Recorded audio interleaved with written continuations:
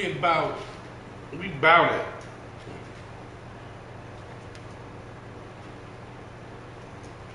out here. How the fuck did I have this thing situated before?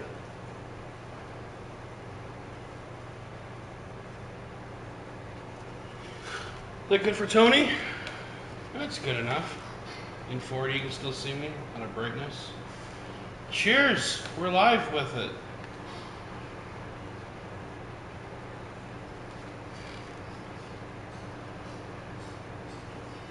Come on, I hit T. You should pop right up tonystebbins.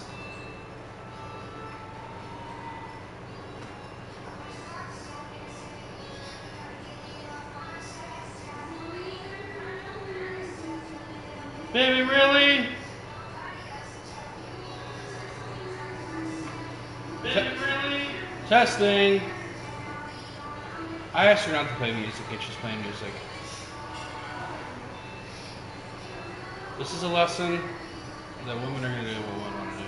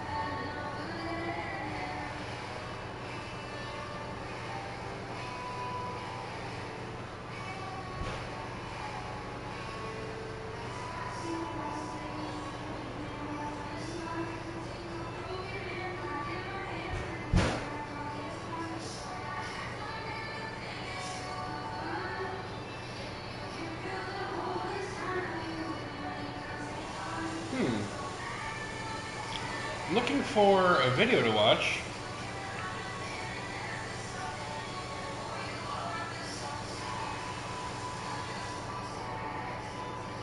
Contest where Democrats are saying essentially we have to destroy democracy in order to save democracy. Chris Rufo, we've been on the show many times, and Chris is from the Manhattan Institute. He has been really the thought leader behind taking out DEI in our institutions. He was working with DeSantis to help do it. Well, let's go. Florida. He is the one that basically exposed Claudine Gay at Harvard for all of her plagiarism. He was on Joe Rogan's show yesterday talking about how the anti-democratic movement that the left has become is actually destroying the country, and perhaps we should do something about that. When you look at the current political landscape, particularly these trials, how disturbed are you by what seems to be this acceptance that people have for prosecuting political opponents? Because to me, regardless of what you think about Donald Trump as a human being, the polarizing figure that he is, setting a precedent of trying your political opponents to somehow or another either put them in jail or make them seem like complete total criminals in a way that would, for the casual, for the person who's not reading deep into the headlines, for the casual Democrat that sees this Trump real estate thing that just happened, where he got fined $365 million. The casuals, I've seen people argue, that, fraud is fraud, and this, that, he's and then I saw Kevin O'Leary explain from Shark Tank. He's saying, this is what every real estate developer does. They say, my building's worth $400 million. And then someone comes along from the bank and they say, no, it's worth $300 million. We give you a loan on $300 million. So whatever it is, whatever the negotiation. But also, real estate pricing in general is a strange thing to say it's fraud, because people overvalue their property all the time. I mean, it's a standard thing that people do. When someone has a house and it's worth $700,000, they start to decide to list it as $900,000. And the real estate person says, well, it's really pushing it. And guys, that's what I want. I think it's worth $900,000. Like, people, I've always done weird stuff like that. And then when you have this leftist judge that says that Mar-a-Lago is worth $18 million, well, then you just show all your silly hands. You showed your hand. Because that's a crazy thing to say in a place that is the most expensive real estate on earth. Yeah, and and the Bar-Level property is. Let go. It's not for $18 million. Again, that's Isn't it absurd. like 18 acres? Yeah, it's huge. It covers both sides of the little key or whatever you call it, the lounge. But the bigger question is the question that was first raised by the presidency of Richard Nixon that is now coming to fruition with the presidency of ex-presidency of Donald Trump. We have a democratic system that favors Trump in the sense that he won in 2016. He's winning the primary right now for Republicans in 2024. But you have a bureaucracy that is dead set against him. And the rhetoric amounts to a very odd claim. They essentially say, we want to keep him off the ballot, we want to put him in prison, we want to bankrupt him so he can't become the president, even if the people support him. We want to deprive the people of making the decision. So you want to take it out of the realm of politics and into the realm of administrative justice or the criminal justice system, and adjudicate it in that way on bogus pretexts. I mean, the cases are bogus. And so the question that we're raising is, who actually rules in this country? Is it the American people who get to decide by their vote who represents them in the government? Or is it the permanent bureaucracy that has accumulated so much power? It is a contest of how we think of our democratic system. And I'm of the mind that the people should Lily Leapers! Let's fucking go! This is a contest where Democrats are saying essentially, we have to destroy democracy in order to save democracy. Democracy has very different meanings in the two usages in that sentence. We have to destroy democracy as we've traditionally known it, electing a president through a vote of the people, in order to save democracy, which is ruled by expert opinion, ruled by the bureaucracy, and essentially left-wing hegemony, left-wing domination over institutions. And as someone who tries to maximize whatever I can do to push forward on these issues politically, it's not lost on me that if they can wipe out someone like Donald Trump, we're all table stakes, relatively. Yeah. And they're going to have no hesitation, because once they cross the Rubicon, metaphorically speaking, that's when dissent becomes a crime. That's the point. What will say? They're not coming for me, they're coming for Good round. right? That's kind of what's going on here. When I say that as someone that's not, I'm not particularly enthused about this election. Let me cook! Or some Trump's behavior in the primary or anything else. Being as honest as I possibly can as it relates to all of this. I don't really want to go this way. There was another candidate who said he would be 8 years to the end, and I can do him all payments. Like, okay. And it's not but Rupo is absolutely.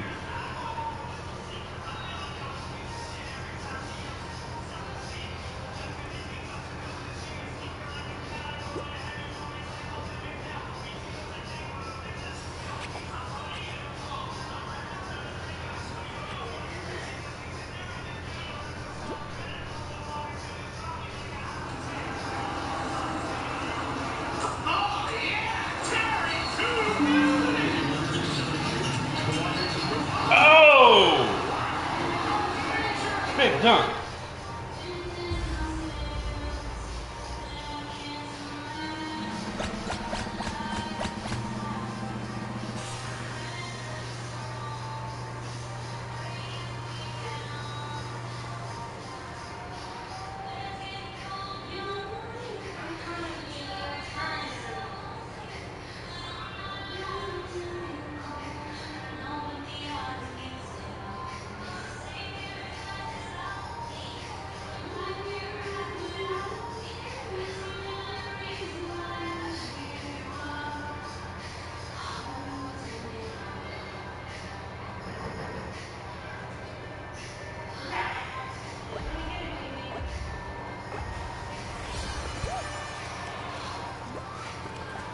Three-tier roll-off?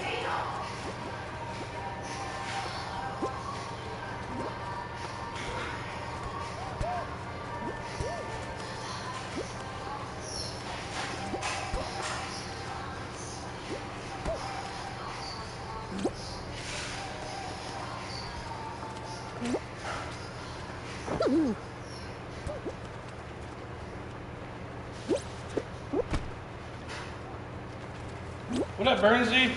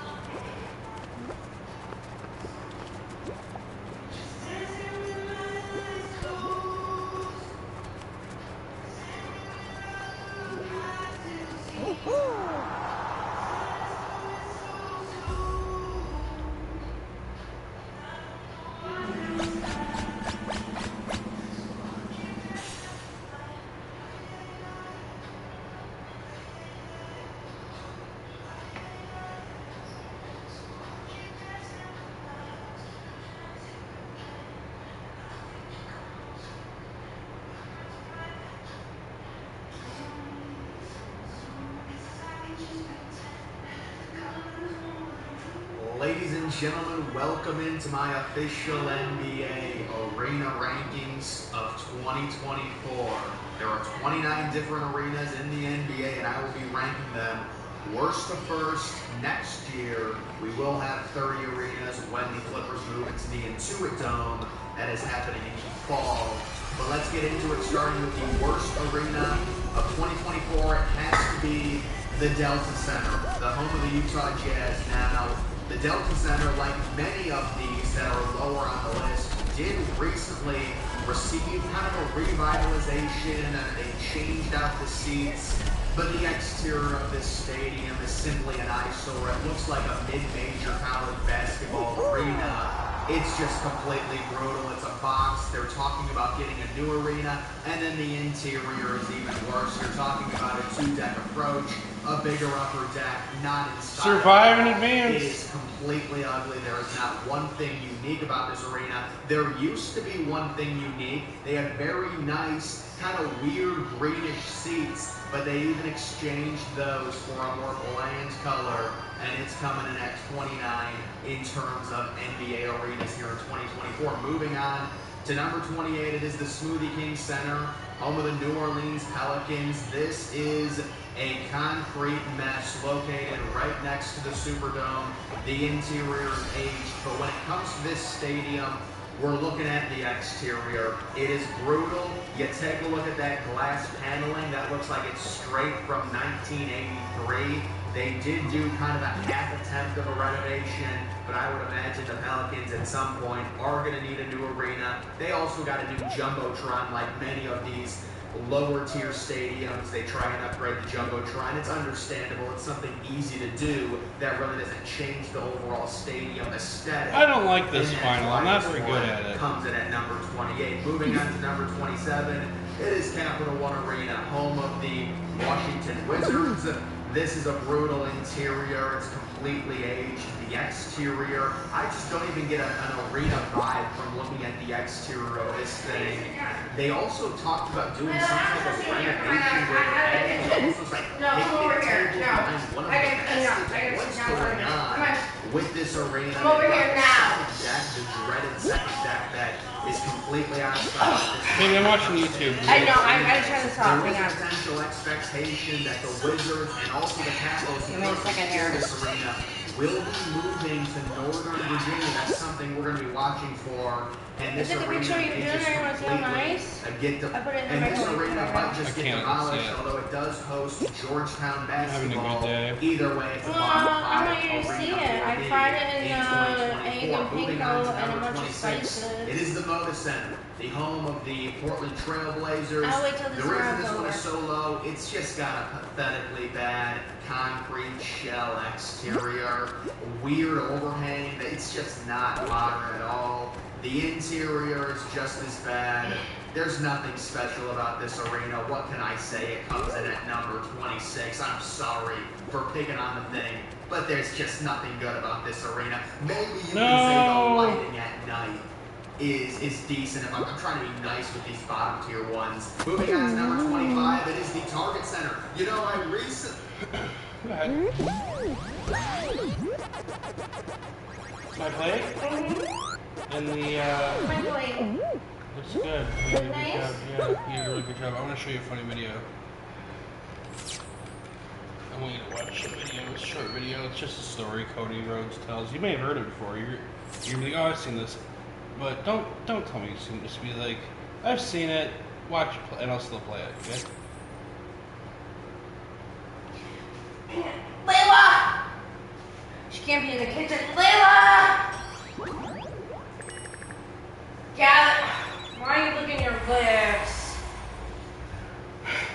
Lay down now. Go ahead, honey. Years ago, it's the worst match I ever had. And I'll tell you a quick story about it. The worst Years match ago, ever. it's the worst match I ever had in my entire life. It's on SmackDown.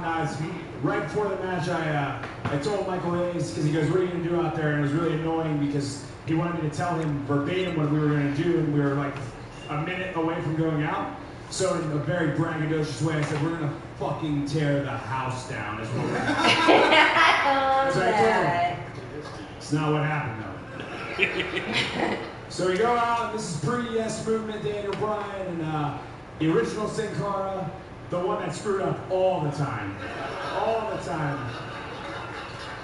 And Ezekiel Jackson against Was he Sin Cara? myself, Ted DiBiase Jr. He Tony, was? Tony, no. So, at one point, Ezekiel Jackson is supposed to be the hero of this match. He's not even getting in until he gets that tag, that moment. He's going to be the hero of this city, basically. He's just going to light it up. But unfortunately, Ted DiBiase Jr. didn't kick out. Daniel Bryan comes in, shoots him in the corner, does the little He drop looks kick in really the corner. out there. 1, 2, 3. Oh, that was really good selling. The ref kicked out.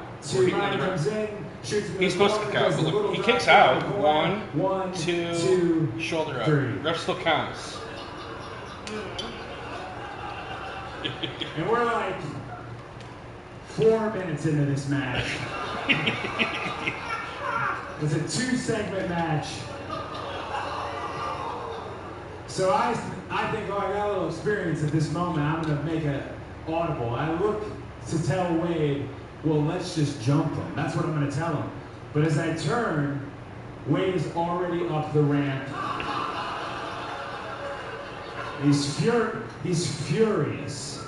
Oh, he was leaving because it's So, bullshit, right? Okay, well. He's up the then what ramp, you that do, means you he's leaving.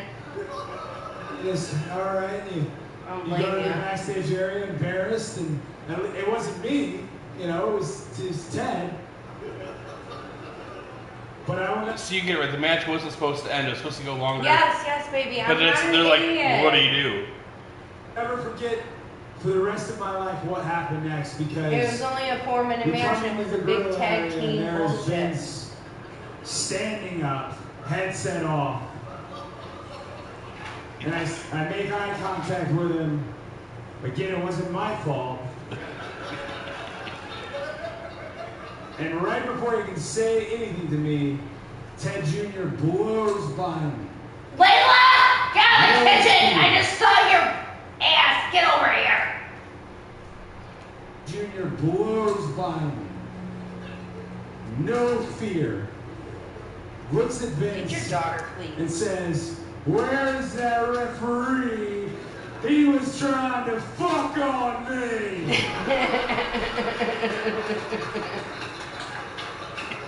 Why does he look like Ryan Seacrest there? And because it was such an awkward, unbelievable moment and an incorrect use of the F word and everything that goes into it, Vince just real slowly put his headset back on, sat down, and we never talked about the worst match that happened ever again. I love that story. You gotta go potty. At least saw some photos of the Target Center's exterior. They renovated it, you know, probably like 7 or 8 years ago. It looks decent. I like it, you know, lit up at night. The interior is completely out of date. It's got a bigger upper deck.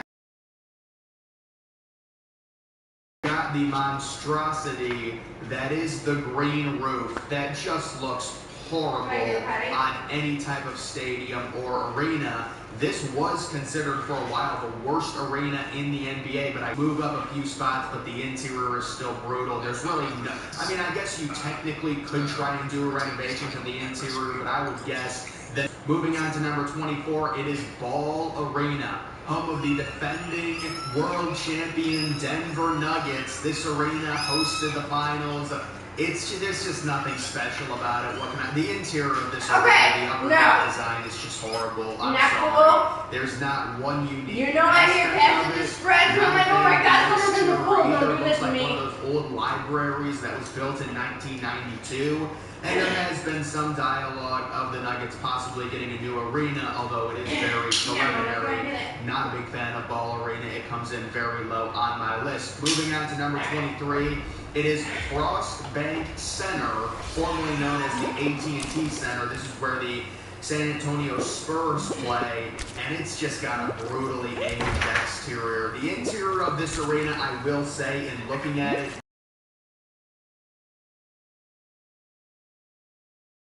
bigger lower section. It's got these weird kind of club seats that are about 20 rows up in the lower bowl. I like that. I like unique aspects of arenas. But when it comes to the exterior, it's just such an eyesore. I really can't move it. Number 22, it is the Paycom Center, home of the Oklahoma City Thunder. This is better known as Chesapeake Arena. And certainly one of the big positives when it comes to this arena is how it always makes runs, and this place will be rocking.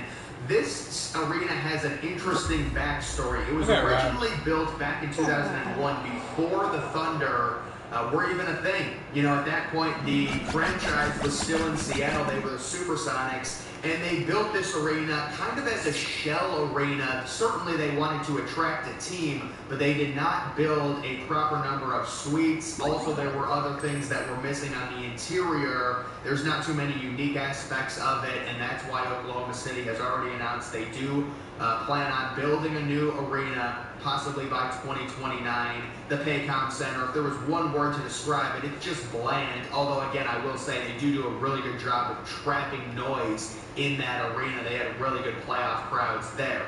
Moving on to number 21, it is the Wells Fargo Center. Now, the Wells Fargo Center did also recently undergo a renovation. If you want to talk about twins, I would say Capital One Arena and the Wells Fargo Center are twins. However, the Wells Fargo Center, after the renovation, the exterior does look a little better. Although you be the judge looking at the renderings versus the final product, I don't think they got their money's worth, let's just say that. And then the interior of it, it's just not that good of a design in my opinion. There's no natural light. It's an older design. It's an older arena. The 76ers are already planning on replacing it with a new arena possibly by 2031. Moving on to number 20, it is the Toyota Center. So the Toyota Center, I do like the interior. I think the interior design of the Toyota Center is unique. It has what you kind of a smaller upper deck. Really, honestly, no upper deck. The second deck is very close to the action. I like that, and it's got a bigger lower bowl. The one key issue with the Toyota Center, it's the exterior. It's the circle design. I think it looks brutal. I think the Toyota Center logo looks really cheap. It just looks like an old arena. It is what it is. It comes in at number 20 for me. Not the worst thing in the world. We're starting to get into the really average arenas. I do like the red seating because at least it gives it a little bit of character. Goes with the Houston Rockets vibe. I'm feeling that. I'm putting it at number 20 at this point. Moving on to number 19, it is the Footprint Center. A lot of people have a weird vendetta against this arena, and I don't mind it, honestly. It's got a smaller upper deck.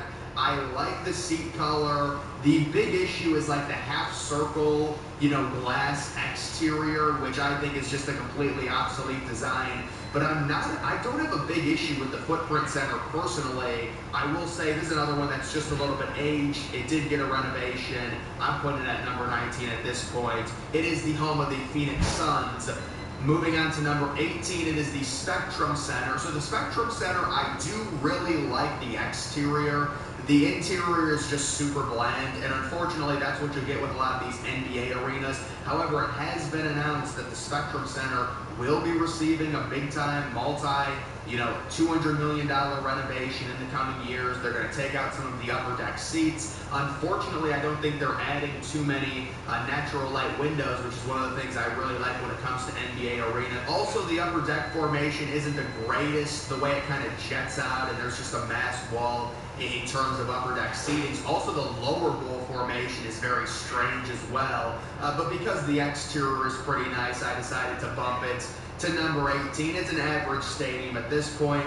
Moving on to number 17, it is the United Center. If you want to talk about a depressing arena, this thing is just a concrete dome. That's what it looks like from the exterior of the United Center. I think it's one of the most bland arenas in the NBA. There is not one unique aspect of the interior of this arena. Honestly, looking at it, maybe I should have put it a little bit lower, but I'm going to say it's number 17 on the list. Moving on to number 16, it is the FedEx Forum, home of the Memphis Grizzlies. This is another one that is scheduled to get a big-time renovation. It does get relatively loud, especially for playoff games at the FedEx Forum. I kind of like the way the seats work in the lower sections, so I decided to, listen, these are average arenas. What do you want from me? I'm trying to fill words and say stuff about them.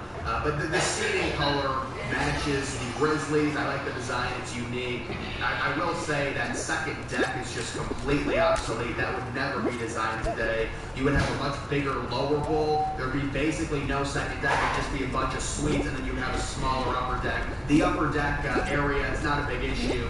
The main problem is that middle section in terms of this arena. Moving on to number 15, it is State Farm Arena. So this one, it's another one, it's a love-hate situation. Love the interior, love the remodel, love the balconies, love kind of all the different compartment seating. It's got an amazing looking interior, but it's that Atlanta sign. Oh my God, is that ugly. Who thinks that's a good idea? I was talking about this in another video and people were defending this. It just looks bad. You can't even tell that those are A's.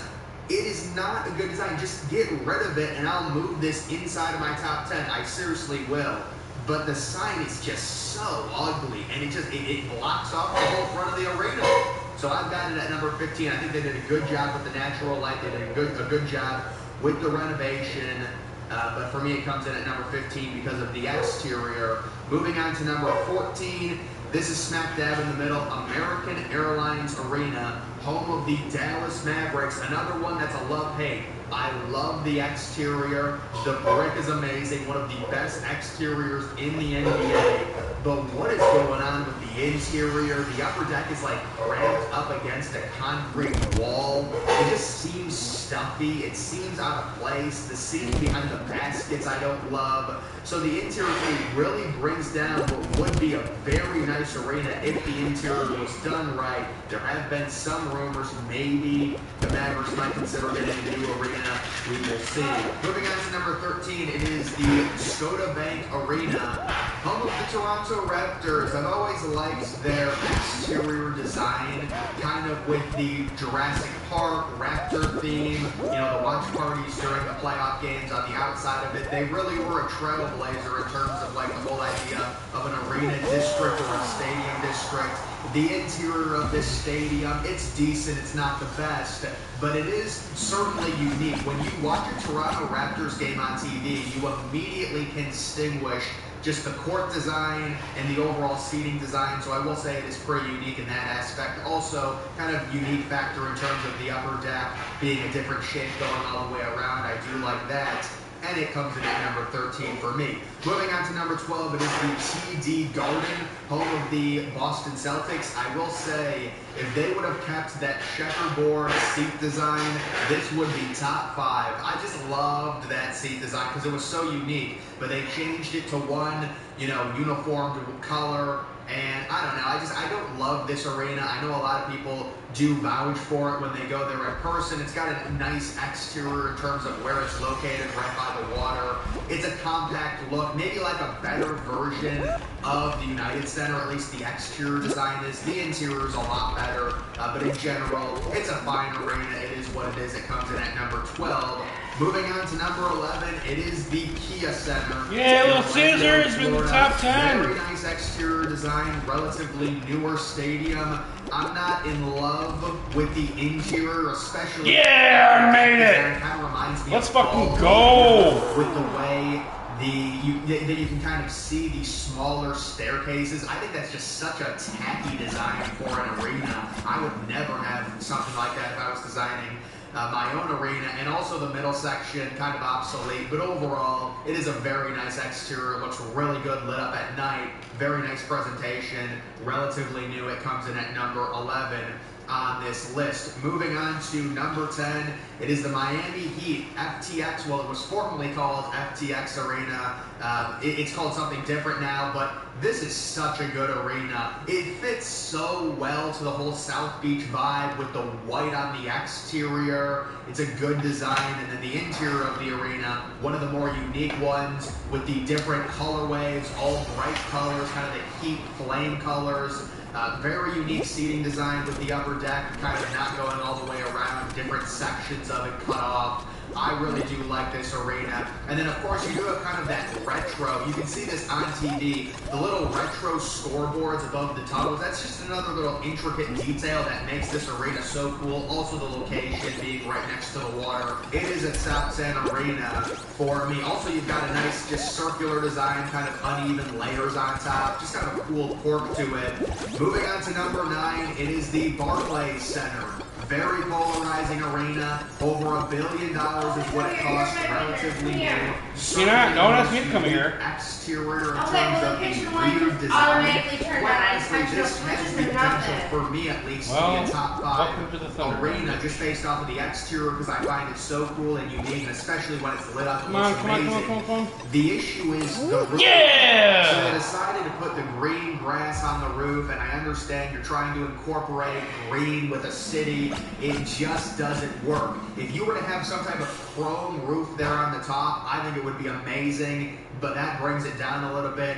The interior of it, to me, just feels really cramped. That's just the feel I get when it comes to the Barclays Center. I wonder how big the actual entire arena is compared to other NBA arenas. It just seems really on top of everything, which you would think would make for a better atmosphere, but it doesn't. Nets have like an amazing home crowd. I'm not attacking Nets fans, but it just seems like there's never any atmosphere in this arena. But it is modern, it is nice, it has a very cool looking exterior. I will put it at number 9 on my list. Moving on to number 8, it is the Gainbridge Fieldhouse, believe it or not. Yes, home of the Indiana Pacers. This is the arena that is hosting the All-Star Game this year here in 2024. And they just recently got a renovation. It looks beautiful. I love the aspect of it being a field house with the natural light. It looks completely different from every other NBA arena. It's just a sweet factor. And this arena that is very different from every other NBA arena because it kind of acts almost as like a college level type thing. At least get the contract with that natural light as well. To me, it's a solid top 10 arena based on the recent renovations. I know a lot of people would disagree with that. It's all subjective, but it's just a unique thing that I like. I'm someone that really likes the unique arenas and also the new arenas when it comes to the NBA. Moving on to number 7, it is Rocket Mortgage Fieldhouse, formerly the Q, located in Cleveland, Ohio. And how about the exterior renovation that this arena got? Just beautiful design, and I've always loved the interior of the Q. Now this one is unique to where it does have a very large second deck, Normally with arenas, they'll either have no second deck or a smaller second deck, but Rocket Mortgage Fieldhouse has a bigger second deck. It kind of doesn't deserve to be called a fieldhouse because there is no natural light that gets let into it. I just always think of a fieldhouse as like there being some type of window, but either way, after the renovation, the exterior looks amazing. I love the seats, the cushioned seats, the color, the dark red to match the cabs. It just looks so good. It presents really well. The only other issue is there's like something to where, because it also hosts hockey, some of the seats are movable, which makes it kind of just looks weird on TV. But in general, I would.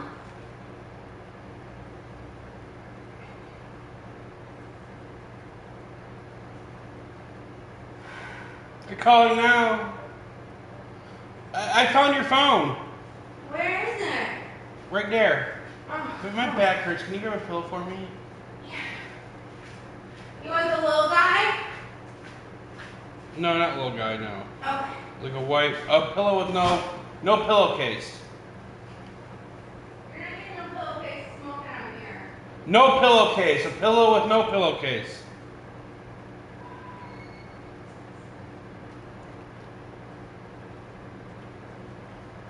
Live reaction to Danielle hearing me about to say this.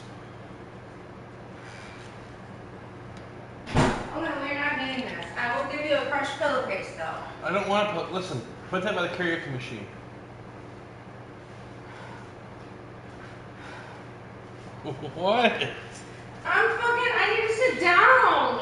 Sit down, bitch. I thought you needed a pillow. You were in pain.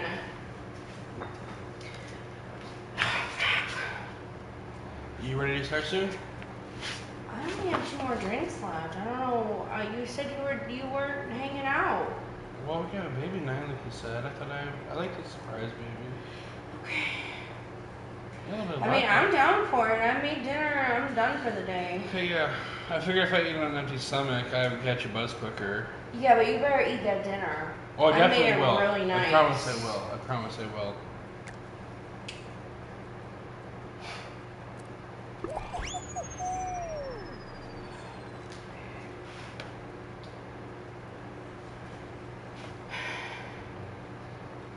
Feeling pretty good about myself.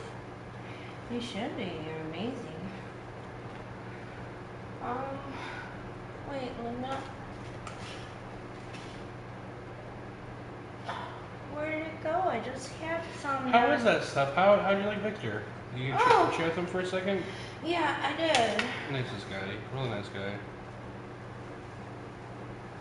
Yeah, he's really nice. And I talked him down $10. Yo, what up, though? Because you know how I be, baby. He was nice when he. I asked him to meet me in the middle. He texted. He was like, because I was like, if you don't mind, waiting a few hours maybe, or possibly tomorrow. He's like, no, man, it's friend shit. And I was like, all right. I drunk texted him the other night, like, hey, man, do you play any Madden? I need a PS5 for before I play that game. I fucking crushed it. 48-0, and I missed like 6 kicks. Yeah, I know. I talked to him today. The car, he was in some really fancy. Okay. I thought he drives an Infinity. Yeah, we're live. Oh, okay. You can say it. No. You're not a bad person. You're not go ahead and say it. It's not. You don't come from a bad place. So you can say anything. Okay, well, he drives something that looks like a drug dealer would drive. The fucking Infinity? No, that was for his daughter. Was it his car? He bought it for his daughter. She's about to be 16, and I'm not gonna put his business out there, but no, he was in something shiny, like I don't know what he was. But can I tell you, my red is the weed, yes, but the yellow. Did you notice that? Could be crack. Crack turns to yellow. Yes, it can. I've seen people on. Why does it gives you jaundice? Your eyes are the first to turn yellow. Just think of news. But yeah. He can have some. These guys keep fucking.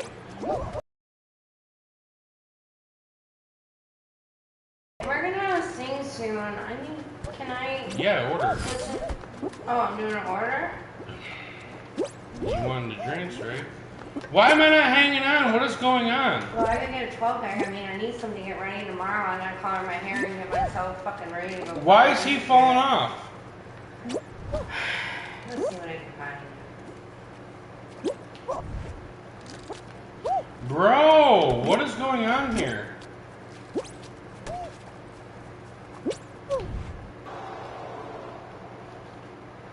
Hey Google, Fall Guys won't hang on. Here are some results from a search. I can't look that up right now. Poor connection quality, broadcasting only in mic audio? What the fuck?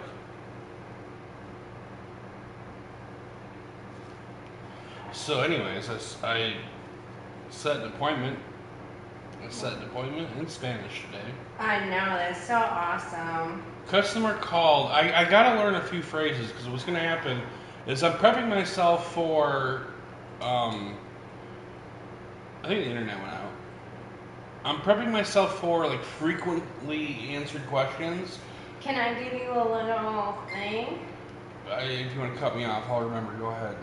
Oh, no, I'm just gonna A give cheat you. sheet? Yeah. I might post it on my thing here how to pronounce it. Whatever. It's like, do you speak Spanish? Alright, well, that just seems like you didn't ask me in all my years of Spanish. Okay, go ahead. You go. I told you go ahead, baby. I know, I said I'll write you what you should say and what the, you know.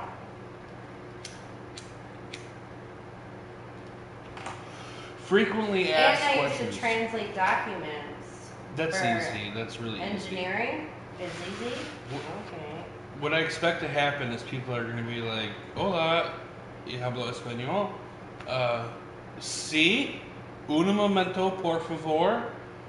Y español, verbal, no bueno. Texting, mucho excelente." Right? And then I'll text them while I'm on the phone. Yeah, but you can just say, Te llamo Tony. My name is Tony. Yes. Un momento. Te llamo Tony? Yeah. Un momento. Don't be so not wanting to hear what I have to say. I'm not. I was listening I to you. see your face. When you cut me off, Well, I suck. I don't know what else I'm going to tell you. I'm trying. you could be having them good lovings. I love you for them. But yeah, he's like, cause when I texted him, then he's texting me in English. And I'm like, he's texting me in English, and I'm texting him in Spanish. That's so I weird. messaged Vicky. I could not send her a text. I messaged her on Facebook. Okay. I don't think she saw it. That's fine, as long as you got it in underneath the wire.